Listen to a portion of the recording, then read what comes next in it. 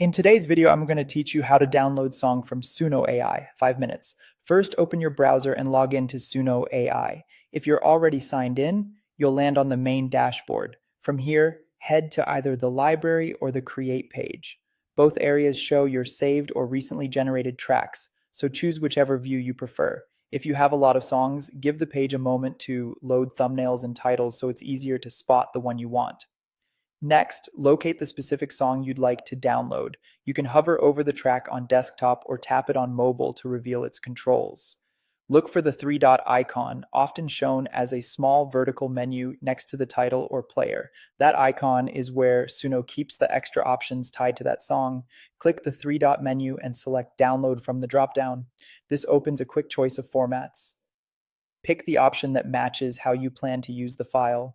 If you choose audio, you'll download just the music without visuals. This is ideal for building playlists, importing into a DAW, or using the track in another project. Most plans provide a compressed audio format by default, which keeps file sizes smaller and easy to share. If you choose video, you'll get the song bundled with the generated artwork and lyrics displayed on screen. This format is great for posting on social platforms or sharing a complete visual experience without any extra editing. Keep in mind, your plan may influence the formats you see. For example, higher tier plans may include uncompressed audio options like WAV for maximum quality. If you don't see a particular format, it likely isn't available on your current plan.